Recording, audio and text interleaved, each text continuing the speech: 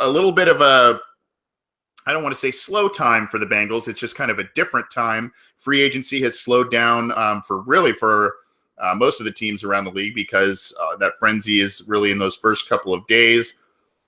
The Bengals, though, and we'll start with this, Connor, the Bengals did make another outside free agency signing, and I think it's actually one of the better ones they've made in recent years. They signed Arizona Cardinals linebacker Kevin Minter to a one-year deal. Kind of one of those prove-it deals. He's been a solid player, former second-round pick. He's been a solid player in the NFL. Not really a spectacular one, but there's a lot to cover with this, and I'll start with your first impressions of the signing and how you see him fit in this Bengals defense.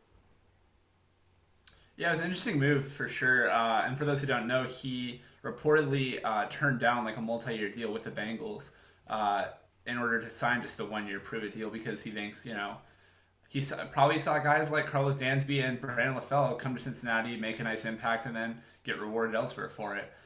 I think it's an interesting signing. It reminds me of the Carlos Dansby signing last year, but just a guy at a kind of different position who's a little bit younger, and so it might look a little better. But to me, it kind of rings a familiar bell in the sense that it's still a guy who hasn't really lived up to expectations. Is a nice player. I think the biggest thing is that it shows the Bengals want to improve at the inside linebacker position, which is nice, or at least have depth there. Which for the fans frustrated with Rey Maualuga, it makes sense that they would bring in Kevin Minter. But I think he's a good player. I think he could be a solid addition. I'm interested to see what happens in nickel packages. Who's going to play between Minter, Burfict, and Nick Vigil? I would hope it's Burfict and Vigil, but if Minter beats out one of them, or if it's a more of a three player guy, or if it's with Vinny Ray now four. I mean, the Bengals have a deep linebacker core all of a sudden, which is really nice to see. And it helps them focus more up front on the defensive line in the draft because they already pretty much have the depth on the back, the defensive backs with corners and safeties. Like almost all of those positions are already filled. So it really just makes the Bengals focus on the defensive line in the draft, specifically at the defensive end position, which I like. Yeah, you've definitely been on the defensive end kick for the Bengals at number 9, and I want to talk about that Oh yeah. before we let's go there. It's mock draft season, so there's a lot of different options that are being thrown out for the Bengals at that number 9 spot, and obviously it's their highest draft pick they've had since 2011. So even though last year was not so much what fans wanted, there is a little bit more excitement this year just because of the higher picks that they have and the amount that they have with 11. So one of the guys that has been frequently mocked to the Bengals, Connor, is Alabama linebacker Reuben Foster. And, the Bengals do – Foster kind of projects as maybe one of those guys in the middle that can roam the field a bit. The Bengals like to do things with certain players where, they may be a middle linebacker, but they throw them outside. They may, they've done some shuffling, and they like to see versatility out of players. Now, does the Minter signing, in your opinion, take Foster out of play at number 9, even though Minter only has that one-year deal? To me, I mean, and my opinion probably varies a lot from other people. I think that it doesn't influence anything because to me it seemed like Foster's already out of that conversation because it's so rare that you see a linebacker, or in this year's case a safety as well with Malik Hooker and Jamal Adams. It's so rare that those guys go top 10, and you see the comparison to Luke Kuechly, and immediately you think, oh my gosh, well he got compared to Luke Kuechly, he must be this great player. And I'm not gonna be here saying Foster's not a great player, but it would obviously it makes things a lot easier to argue for a middle linebacker when the only middle linebacker, or one of the only ones drafted in the top 10 over the past 10 years is Kuechly, or whatever, however long it's been. But linebackers are traditionally not drafted that high, or at least inside linebackers. And Foster, frankly, to me, just doesn't seem like he fit the Bengals. So to me, if he wasn't already out of the conversation, he should be. And other fans are gonna have different opinions on that. That's fine. I understand people like it. Team needs are really a matter of opinion, and the team probably has a lot of different of opinions than most fans or most even draft pundits do on certain things. So, yeah, to me, it just it never really seemed like a fit to me. I think that's a good thing because I think the biggest needs on if you're in the first round, the biggest needs for the Bengals to me seem like either a guy who can play on offense or an edge rusher. But Yeah, as I said, it's all a matter of opinion. I agree with you. You know, you said earlier that this Bengals linebacker core with the addition of Minter is a bit deep.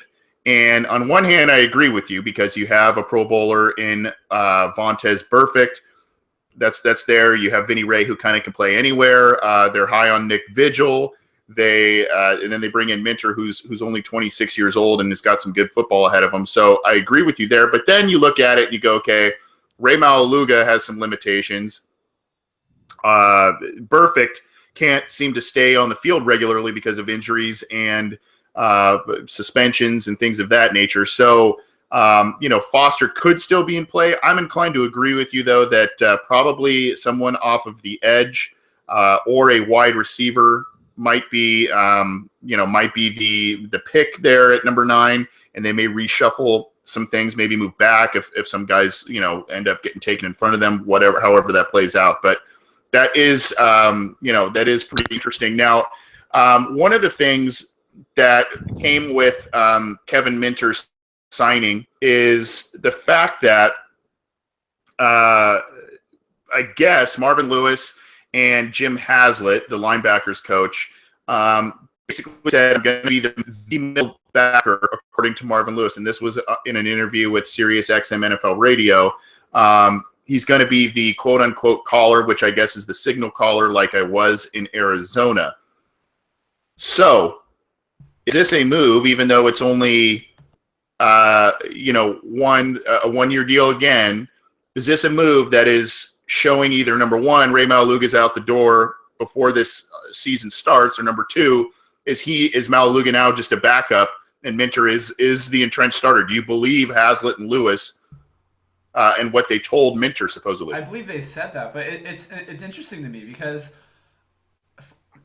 Vontaze Burfict has been that guy at weak side linebacker. He's been calling the plays from all indications, at least to me, and maybe Rey Maualuga's been involved as well. But if you're trying to sell a guy on this is why you should come to our team, of course you're going to tell him you're going to call plays. But I don't know. I'm not trying to say that what's reported on Sirius XM radio shouldn't be taken seriously. They're a pretty valid source, but I definitely don't think that Marvin Lewis or Jim Haslett are just telling guys, hey, or making decisions on the depth chart like, all right, it's March 22nd or March 21st, whenever it is that he made that comment, probably March 21st or 20th, and you're gonna be the guy.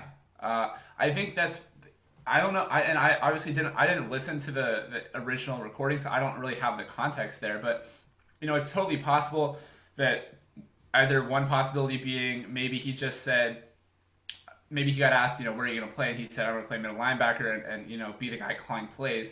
Maybe he really legitimately believes that, but I mean, I don't think that the Bengals coaching staff, at least I personally don't think that they're assigning roles and places on the depth chart this early in the offseason, especially, what if an injury happens? What if Maualuga is still there and he outplays Minter in training camp in the preseason? I mean, there's a lot of different factors to consider, and I think it was a bit of an over-exaggeration of people to just immediately assume that a guy's opinion on where he's going to be on a team necessarily reflects what the team actually is going to end up doing. That being said, I think it's possible that he plays, I think he'll probably start a middle linebacker in base packages, but whether it's him or Burfict calling the plays and whether it's him or Burfict starting nickel / wherever Vigil fits there is definitely still up in the air to me.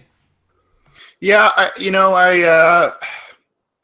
I'm inclined to think that he's going to be the starter, and whether or not that conversation actually. Well, I think he'll start in base packages. I just don't know about yeah, and I don't know if I fully believe. I don't want to call Minter a liar. Just less than a week of joining the Bengals, but I don't know if I fully believe that the idea was they were handing him a starting job, but I do think that he is going to be a heavy player, at least a two-down player for the Bengals in a lot of their packages. And I don't know what that means for Maualuga. This team isn't, even though they could use that salary and maybe sign another role player on either side of the ball and get another outside free agent after they lost a handful of guys this offseason. This team has shown a penchant of keeping some of those veterans around, even though they may save some money here or there and could use it to get another player to help them out. I've been a little higher on Rey Maualuga than most. I do see a decline. I have seen a decline in his play, and obviously he was a one-down linebacker at best last year, that might be because of age and obviously coverage liabilities and that sort of thing. So going to be interesting to see if that is the case. I do want to welcome in, we do have Scott Schultze after a little bit of technical difficulties. Now, unfortunately, we don't get to see his beautiful face, but we do have the trio here today. We have just Scott's lovely voice joining us. Scott, we've been talking about Kevin Minter. Glad you're able to join us, by the way. But we've been talking about Kevin Minter, and I just kind of want to get your thoughts on him being a potential starter and if the team might look elsewhere at number 9 than linebacker, especially Reuben Foster. He's kind of been an in vogue mock draft pick for the team. Yeah, apparently me and Firefox have not been very good friends today. So I'll just leave it at that. Okay. And I'll keep this kind of brief because I don't want to repeat what everyone has heard you and Connor saying so far. But my personal view is I think that the minute they signed him, that's kind of Maualuga's playing time disappearing, because he was already last year down to less than 30% of the defensive snaps. And if you look at their linebackers, Dansby was on 72%, Burfict was on 62%, and then Maualuga was down at 30. And if you look after week 5, his defensive snaps went way down. I forget what the exact number was, maybe 15, 18% of defensive snaps. Yeah. So he's pretty much already out the door. Dansby's obviously out the door. So I'm pretty well convinced that that's one of the reasons they have Minter in there, is for the purpose of replacing those lost snaps, especially with Dansby's lost snaps, and then with and just for replacing Maualuga. As far as Foster, I think as far as he goes, if he ever was in play, and I know a lot of mock drafters put him up there, and I think part of the reason they put him there is because there's just no great sure pick at that point. A lot of the elite players tend to be going in the first 5-6 picks, so after that, it's just kind of, okay, who's left? Oh, here's a linebacker, we'll give him to the Bengals. There's not a clear-cut guy who seems like, the guy for the pick. So there's no guarantee he was ever actually in the Bengals' radar. If he was, I think he's still in the radar. And the reason I'd say that is Minter's only signed to a 1-year deal. I know he's said the right things. The team has said the right things about wanting him long-term, but there's no guarantee they would get him signed long-term. If he has a great year, someone could overpay for him. You never know what would happen beyond that first year. And the Bengals are notorious for not playing defensive rookies in year 1 anyway. So there's a very good chance if they wanted Foster, they'd still take Foster. He'll end up sitting because he's a rookie. And then next year, if Minter leaves, he would replace Minter. So I think Foster would still be in play if he was ever in play to begin with. Yeah, it's an interesting standpoint. And, as you rattled off the names there of the team's last linebackers that started for them last year, you noticed a lot of age there, whether it was Maualuga, whether it was Dansby. There was a lot of age there, perhaps a lacking of speed. Now Minter is known more as a thumper guy, not a blazer, but he did run a 4.6 40, I believe, at the combine. So he's got some decent speed. And, even though it stinks kind of seeing some of these well-liked players of the Bengals leave, they did kind of make a concerted effort here to get younger and a bit faster in the middle of their defense. And even though the defense picked it up at the end of the year, played a little better, we saw some major areas of concern in the beginning part of the year, whether it was giving up some deep passes, obviously covering tight ends, which is part of a linebacker's responsibility. And then obviously the run defense wasn't the same towards the beginning of the year that we've been accustomed to over the past handful of years. So now this defense, much like the entire team in general, you've got a younger Andrew Billings that's probably going to step into some kind of big role. We don't know what's going on with Marcus Hardison, and if he has a spot.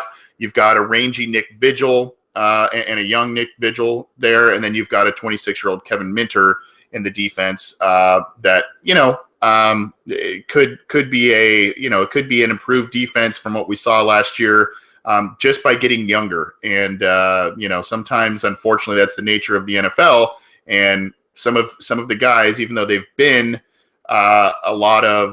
they've been productive for a team for a lot of years, sometimes you just got to kind of turn the page, get younger and get faster. And hopefully that's kind of what the Bengals focus is this year. And now, even though they've only had 2 outside free agency signings, it appears that both of them are slated to be starters, whether it's Andre Smith at right guard, maybe even right tackle, but it sounds like they're looking at him at right guard, and now Minter in the middle of the defense. At least the free agent starters the outside free agent signings they have look to be starters. So we are curious to know about your thoughts on the Kevin Minter signing. You can get in touch with us in a number of different ways, whether it's on Twitter at BengalsOBI. We're live every week on our YouTube channel, so join us live. And if you can't, all of our content is there, as well as on Cincy Jungle and our SoundCloud channel. So check that out. We're also available on iTunes and all kinds of different media platforms. So please check us out. We appreciate the support. Couple of different comments in the YouTube chat. With talking linebacker, what happens to my guy Vinny Rey? I think we all agree that Vinny Rey is going to still be a rotational guy, kind of that Swiss Army knife backup guy that's going to play multiple different spots, spell guys. I think we can all agree on that. I